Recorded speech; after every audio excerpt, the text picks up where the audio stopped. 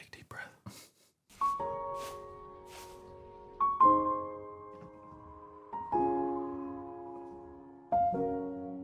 What's up, everybody? Welcome to the Cardboard Drafthouse. My name's Ryan. This is Dante. And we are back with BDPD7. Buy, try, pass, or trash. The show where we tell you whether you should buy a game, try a game, pass on a game, or simply throw it in the trash. I don't want to play with you anymore. Let's get to it, man. Wait, this is episode 7. Oh, damn, it so is. I need Joel to do a little slot machine right at the 777. Because then we can segment that we're going to Dice Tower West again this year. True. In Las Vegas. So if you want to hang out with us or meet us, we'll be there. We will be there. Vegas style. Hello! By the time this comes out, it'll probably be February-ish. And so, that's only like a month out. Let us know in the comments if you want to hang out, or we do have a Discord, so you can tell us there, or you can email us at cardboarddrafthouse@gmail.com. Mm-hmm. We also have an Instagram. Find us there. Yep, send us a message there too, and maybe we can coordinate, make something, we can play some games, or At the very least, have a beer. exactly, just go to the bar and have a beer. Would you like alcohol? And also, if you're not subscribed, just hit that subscribe already. What are you waiting for? Do it. Do it. We're here to hang out, dude. So what's the first game? First game is a requested game after I did my 6 new games to my library, and it's Endangered. We're just doing our little part to make sure that our products do not aid in harming environments like this one here, where animals live and thrive, and there's an endangered species right there. I have Buy, but with the expansion. True that. I got buy. We got to save the animals. Yep. I like turtles. All right. Endangered is a worker placement game that plays out based on a number of rounds based on the number of players you're playing with. Your workers are little dice, and you place them in little action spots. And throughout the game, you'll be adding more action spots, so more dice can go in different places. Also, because you have to place a higher dice than dice are already there. And when we play 2 players, it has to be 2 pips higher compared to 1 when you play with more than 1 people. Yeah, and your goal is to do your actions and get enough Ambassadors? ambassadors. Yes, you're trying to make the ambassadors both on your side so you can save the animals. And you need 4 yes votes before the game end to win. And then throughout the game, you'll be breeding animals, and then every animal has a special deck that has bad things to happen that make it so there's less animals, or it makes it harder for you to get more animals. Yeah, so you have to do all of that based on the amount of rounds. And if you achieve the boats, you save the animals. If you're not, you lose the animal, sadly. The endangered animal is now an extinct animal. Exactly. This game was kind of a sleeper hit. I did not know anything about it. Dante decided to pick it up. I didn't even really know what kind of game it was, honestly. And when I learned it, I was like, oh, wow, this is really, really cool. It's a very cool co-op game. I think it's a really great 2-player co-op game, honestly. Yes. I agree. I think it's either played at 2, 3 at the most, because otherwise you don't get enough actions throughout the game. Yeah. So when you play with 2 players, you get 8 or 9 rounds to try to win the game, which feels great. That feels like a good amount of time. You're going back and forth with somebody. So it's like, okay, you can kind of strategize what they're going to do, what you're going to do. If you got like 4 or 5 people, you only get like 3 or 4 rounds, which seems crazy. Yep. You're literally going to take like 3 or 4 turns for the whole game. And that just doesn't seem like worth it to set it up and play it if you're doing that. Exactly, yeah. But at 2 players, co-op, this game was super great, super fun. The base game only comes with a couple animals, right? Yeah, that's why I say but with the expansion, because the base game by itself only comes with 2 animals, which is the tiger and the otter. And I feel that's not enough. Yeah. So if you get the expansion, it comes with 6 more animals. So then you have 8 animals total, which I think is way better. Yeah. And there's also 3 independent packs you could get to add even more animals if you wanted to. Yeah, which that is all very cool because, as Dante said, each animal has its own little deck of cards with like hindrance things. And so they're all going to play a little bit different. And, we played on our channel the elephants, which play differently than the tigers. And I mean, we haven't even played a water animal yet, but there's a whole other side of the board where there's like a water landscape. And so, with all the different animals, you can replay these scenarios, you know, Yeah, they a have lot of times. different levels too. You have easy, medium, and hard, which also adds to the variability of the game. I would say the easy might just be a skip, and I think medium to hard is usually what you're going to play. We played medium on the channel. I don't even think we like really mentioned that, but we did not play it on easy. Yeah. Not Easy, that would have yeah. helped us. Exactly. Yeah, I definitely medium to hard is what you want to stick to with this game. Easy if that's your first game and you just want to test it out. That's what I would say. Yeah.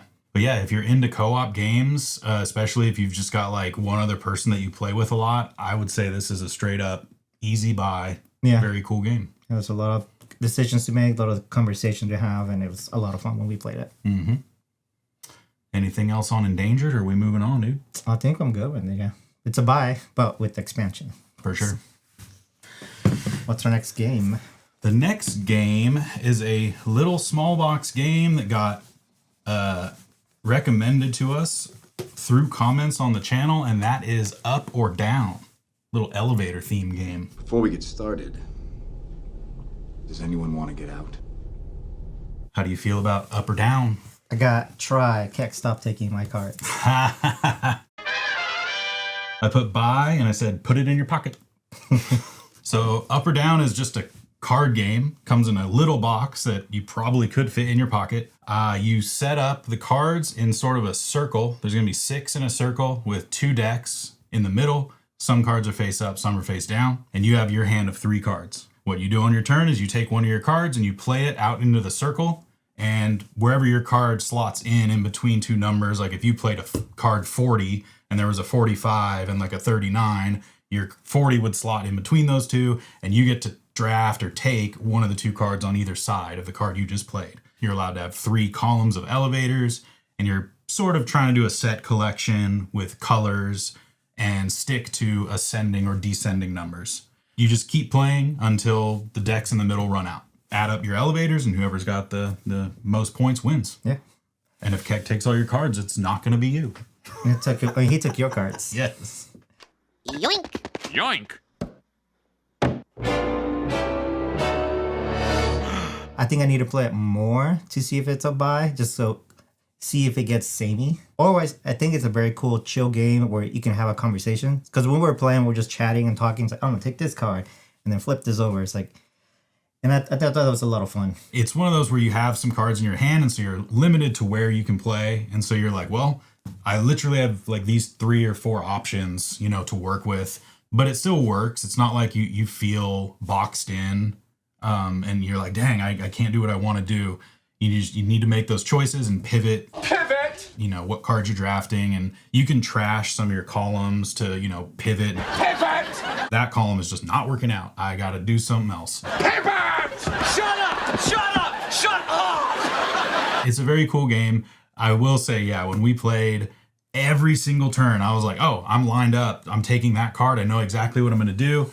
And our buddy Keck was sitting next to me, and every single time he would play a card and take the card that I wanted to take, which would then spiral me into like, well, crap, now what do I do, dude? I'm just like sitting here like, I had my turn planned out and now I don't know.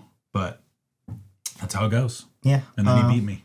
The other thing is, like, I do like that when you have to pivot, at least those cards are still going to score you points. I guess the only negative, sometimes you might hit a point where you might have you always have to play a card. You might hit a point where you're forced to take something, and that might just trash something back. Hopefully that won't happen, but that could happen. And then the other thing that was kind of annoying is that you score based on the color, the most color you have, and then the how many cards you put out.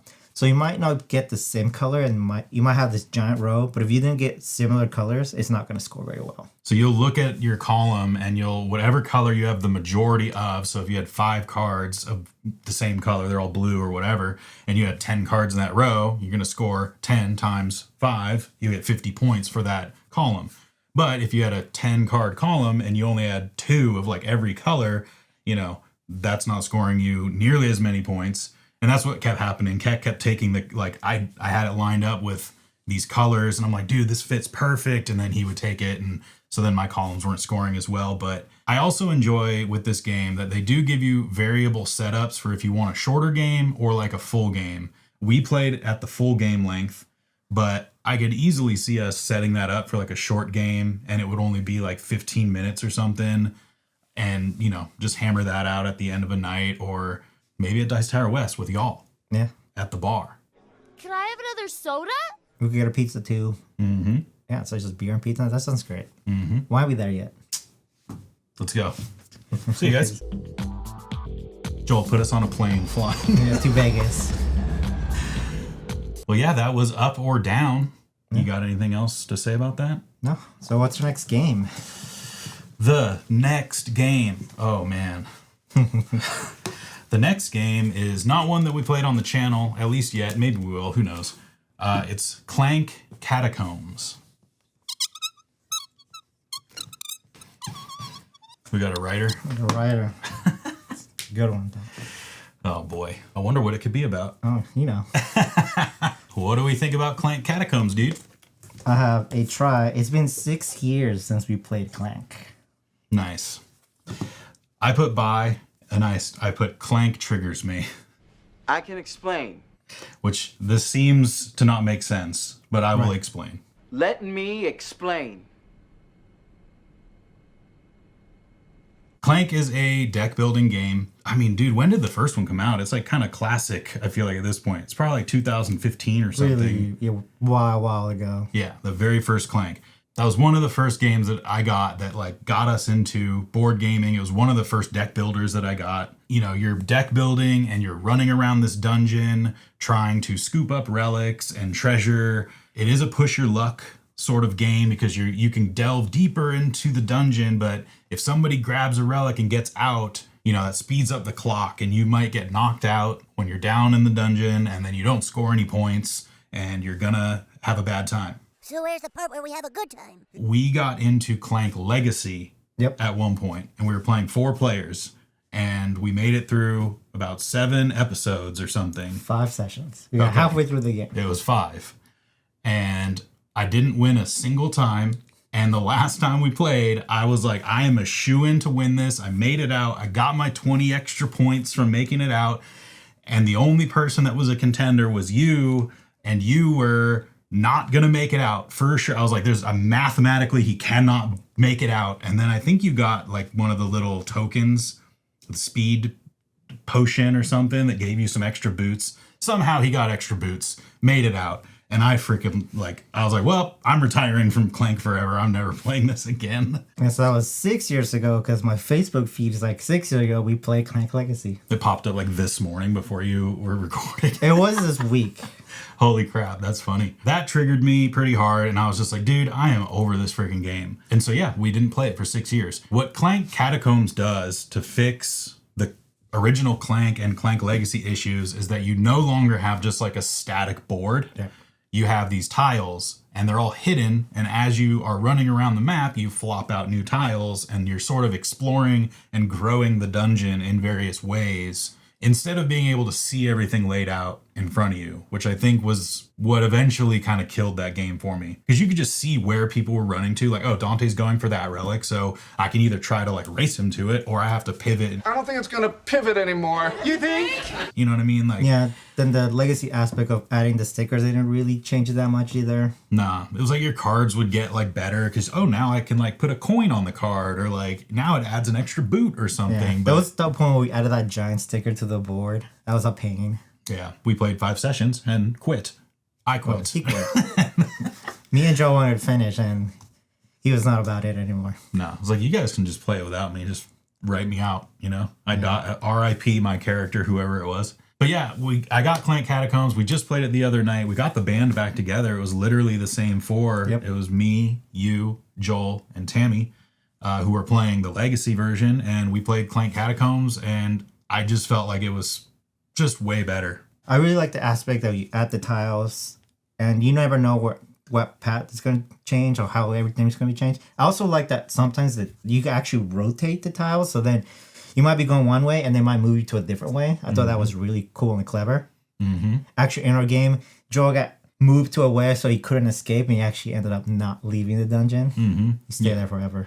Because didn't it like turn him into like a bunch of monsters, and if he ran through, he was going to take a bunch of damage and like couldn't quite make So he had to it go out. like a different path, and it's like, there's no way you're making it out now. This is my new home. I live here now. Yeah, that's really cool that when certain cards flip out, it's like the arrival text says anybody that's on a square in the dungeon, rotate it like 180 degrees. So you can do a lot of cool stuff with it. I feel like there's 2 expansions already that add a bunch. We have not played with those, but I feel like that really kind of brought me back to Clank was that new board setup. I'm looking forward if you do get them. I think that will elevate this to probably a buy for me. Right now, it's still just a try, but once you add more to it, more variability, I think it's definitely just going to go up. Also, there is an expansion called the Adventuring Party, which adds asymmetric characters with, I believe, different asymmetric starting decks, sort of like Lost Ruins of Arnak style, that's where cool. you get away from just having that everybody's got the exact same thing. So that would be very fun to try as well. Yeah, So, I agree. that was Clank, dude. We're back. We're back in the dungeon, You're back. baby. You're not Until having you bad roast me. dreams anymore. Yeah, until you roast me super hard. And then I'm going to be like, Clank, get out of here. Trash. You're going to edit this trash. Yeah, the next. It's just like some freaking dubbed voice like, Clank Catacombs, this is trash. Strange game. The only winning move is not to play. What's the next game? Our next game is Ministry of Lost Things Volume 1. Lint condition. Oh, brother, this guy stinks! What are you thinking, dude? I got pass. I love the story, but the puzzles are too hard. I put pass. It just didn't work. Why not, you stupid bastard? The Ministry of Lost Things Volume 1 is by the same company that made The Morrison Game the Morrison Factory. Game Factory, which is yeah. amazing, incredible. That's absolutely buy, play it if you can.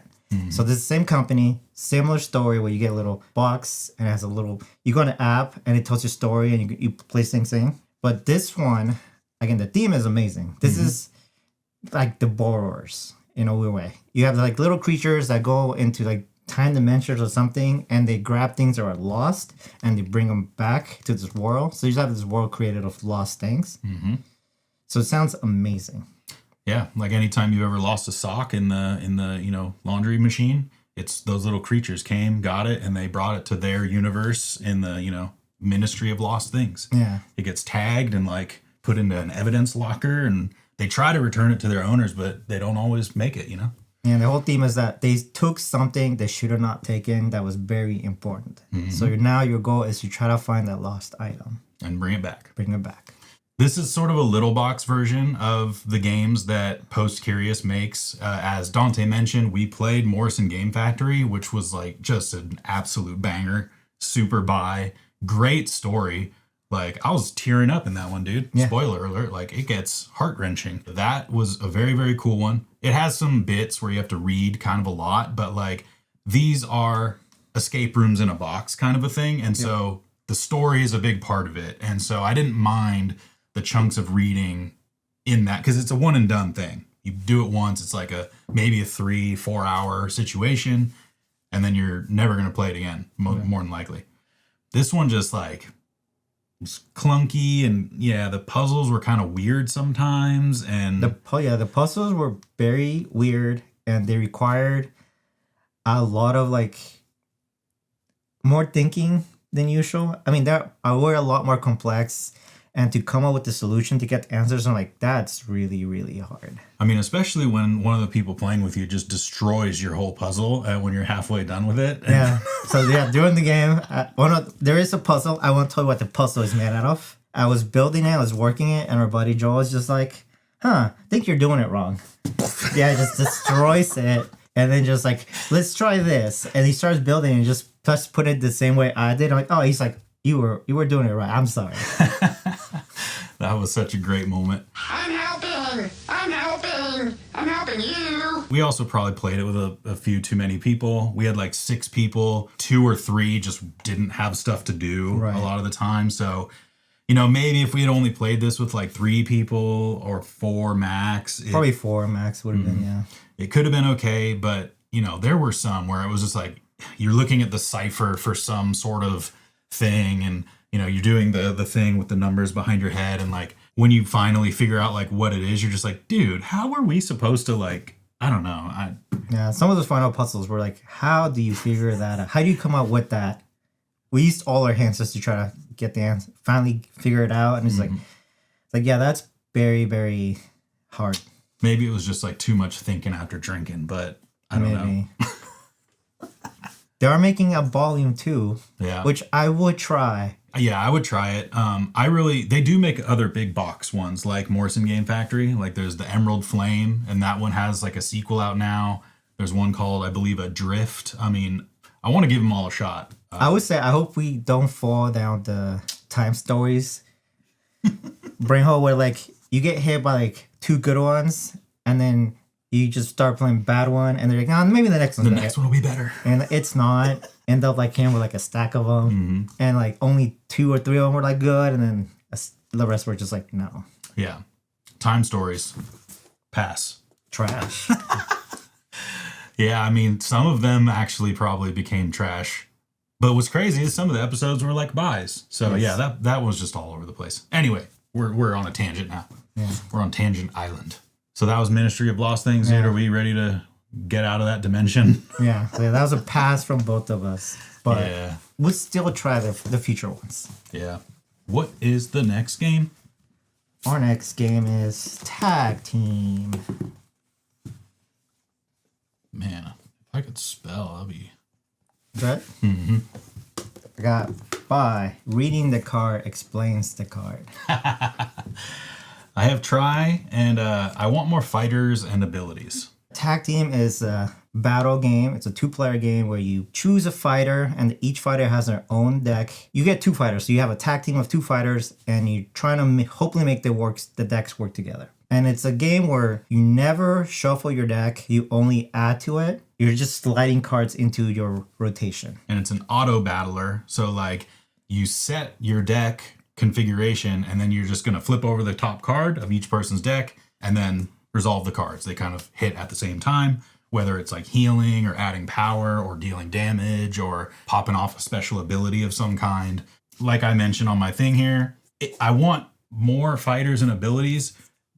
It's a good start. It's a great start of a game. Like, this is a great concept, and there's going to be more fighters, and it will probably, get a little bit deeper. I do understand that they wanted it to be kind of easier. Yep. So that's why there's no real crazy abilities. This isn't Magic the Gathering here. There's not a stack. There's not there's not like, well, how does this interaction work? If it was a little too easy, I felt like. Maybe, but I don't know. We didn't even read the cards right, so maybe I don't know what I'm talking about. So if you watch your playthrough, I was playing a character that has a track, and I just thought like when you're at a point in the track, it just does that automatically. So I was just dealing damage for no reason. Mm-hmm. And eventually, like, oh no, it just adds cubes. Yeah, it happened twice, and then on the last time you flipped it over, I had just been taking damage anytime I saw that card. I was like, oh dang, I took damage, and you're like, no, this one doesn't do damage, and I'm like, wait, what? Say what? Again, reading the card explains the card, which clearly we did not do. That sign can't stop me because I can't read. I was just focusing on my card, and I was just trusting that you were like telling me, yeah, dude, take damage. I'm like, okay. Ended up being the same, where that damage did not matter, so that's a good thing. Mm-hmm. Yeah, or else I would have needed a freaking rematch, cage match, ready to rumble. Right. Let's go. But nah, still squeaked it out. Spoiler alert, sorry. I do agree with Ryan that it does need, because you play 2 fighters at the same time, and your opponent plays 2, so you're always seeing most of the fighters already. Yeah. This is there's like 12 or something, maybe 14. If this roster went to like 30 fighters or something, like that would be crazy and awesome. And you'd be like, all these combinations you'd have so many different combinations to try out. Yeah, because probably right now somebody has like their spreadsheet with all the combos and all the things already going. Oh, I've seen it. Oh, there you go. Who are you? Where are you? Leave a comment. Put your spreadsheet down below. He needs it. That was Tag Team. We got anything else to say about that, dude? I just want more fighters. I know, dude. Yeah. Give me more fighters. Scorpion Mask. More fighters. Yesterday, please. Yesterday. What's our next game? Our next game is another little 2-player, not really a battler, but maybe a tug of war game. A tug of war, one yes. should say. It's called Zenith. Don't skeeve on my answer, dude. This is a test. What do you got? I got bye. Space games are dope. Who knew? That is true. I feel like space games sometimes get some bad reps. That is true. And a lot of times space games, okay, hang on. I'm going to try, and I need more plays. It might get samey. And I think I wrote Sammy, but whatever. I want Sammy. Yeah. I'm hungry, dude. But yeah, as I was saying, sometimes like a lot of space games are like the space board. You're moving around with your ships and whatnot. And I do appreciate that this is not that. This is a totally different take on like a space themed game, which the theme is awesome. And what you're doing in the game is awesome. Yeah. So, like you said, this is a tug of war game where you have a hand of cards and you can do one of 3 actions, which is become the leader, play a card on the row, or do some research, which gives you abilities and bonuses. Mm-hmm. And your whole goal is to get 3 planets of the same color, 4 different colors, 4 different colors, or just 5 in general on your side and pull them, and that will win you the game. And so when you play a card out into like the tug of war row, it usually will indicate like how many pips you get to move the planet towards you. And there's, I believe, like 3 or 4 spots. So you need to, get the planet to move 3 times or 4 times, and then it comes over to your side. You get that planet, and then you reset with a new one there. And so, yeah, you're constantly like playing cards in the rows and trying to like pull planets towards you, but then your opponent can play one in that same row and pull it towards them. Yeah. And so, yeah, there is a cool push-pull tug of war mechanic in this game. There are a lot of abilities on the cards, and that is also very cool. There's different costs for cards, and so you're managing your money spend on what you can play where. And I do like that when you play cards to the planet row, as you start to build up maybe like red cards, you have like 3, it lessens all future red cards by $3. So eventually cards might become free. You just start like slamming them in this row to steal these planets. So all of that is very cool. We've only played it once or twice so far. And I just worry that eventually it might feel a little samey. And so I played it a few times with Ryan. I played it also a few times with Chris. This is actually his game. It can be kind of a mean game. That's the one thing I will say. Because there are cards that take cards away from people's rows, or you make them discard a card. And again, you're doing the pull and tug. So Ryan might be like close to getting his planet out, and then I might just play a card that just puts it right back to the middle. And it's just like, I kind of get that little moment. That also brings it to a try for me. But like, dude, it's a 2-player game. So, you got your squabbing. Like, that has to be there, or else like, what are we doing? If you've watched the channel before, we've said we aren't typically into like super mean games where we're screwing people over and like, oh, you've been working so hard on that for 4 turns? Psych. That's mine now. But yeah, it's very neat. It has a lot of variability also because the research track flips over. You can change that up. There's also like little tokens that you put between every planet, and the first player to pull the planet gets like an additional bonus.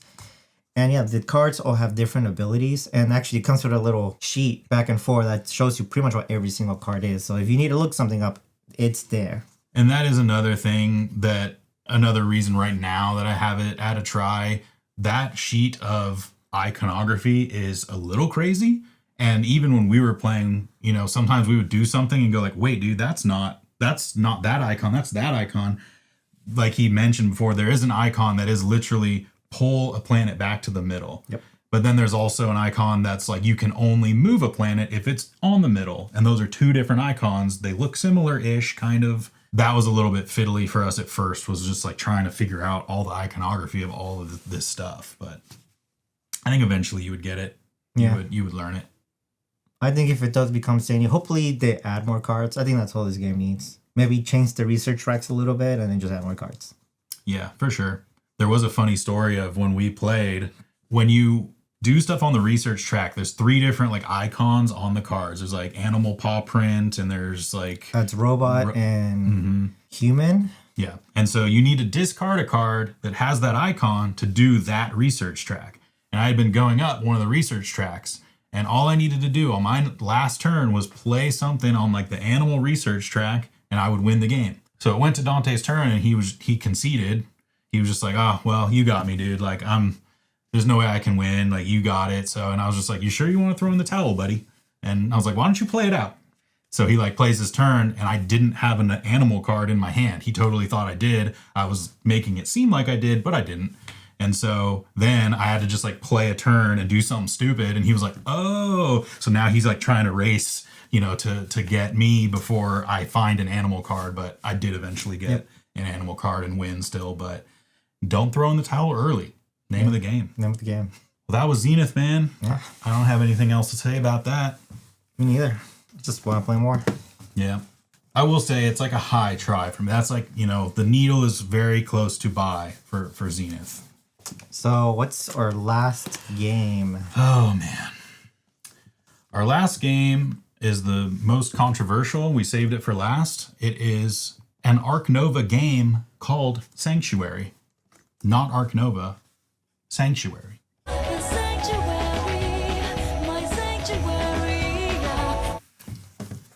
At pass, I wish I was playing Ark Nova. Mm-hmm. I put buy. It's a totally different game. Sanctuary is based off of Ark Nova. It shares a lot of like same iconography and similar vibes. But this is a tile drafting and tile placement game where you are still building a zoo just like you are in Ark Nova, but it is dumbed down. It's a lot easier. I think that this game has been very divisive. Like the Dice Tower reviewed it, and I think Tom Vassell gave it like a 5 out of 10. He was not about it. And one of the other guys gave it like an 8 out of 10. So right there, two dudes on the same review were giving it like wildly different scores. He's a pass, I'm a buy. I like this game. It is much easier than Ark Nova. It is a different game than Ark Nova. Like they're not like Ark Nova is so much more of a zoo simulator, and this is literally just like tile drafting, tile placement. More akin to like Cascadia or something. Like it is much lighter of a game. I think it's a pass because it is simulating Ark Nova and it is the dumbed down version, but I think it just dumps it out too much. It has the same mechanic where like, you know, you have the different cards that go up the levels, so you do the action. This is 3 pretty much of the same and 1 different one. 3 of them just play animals, and the only difference is one's water, rock, or jungle. And the other ones play projects. And then the animals, they feel kind of dumbed down. They don't do anything. There's the higher ones do something, but a lot of the lower level ones don't do anything. You just kind of like, just place this tile here. Okay, cool. Mm-hmm. This game is much more about the tile placement and trying to find those like combos and building like a little area like you had in our playthrough. If you want to watch it right here, bing. The 2 like otters that you had that cared about water stuff touching them, and you built this big giant area of water, and each of them scored 12 points for 24 points on 2 tiles. That was pretty sweet, and that's what kind of makes this game like satisfying, is when you can get stuff like that, get little combos like that going, and make it work on your board. And that is really what this game is. I feel like because this is an Ark Nova game, they're going to get compared, right? They're forcing us to go like, okay, well, Ark Nova and Sanctuary. And like, is Ark Nova a better game than Sanctuary? Yes. So then most people would say like, Ark Nova is better, therefore this game is bad.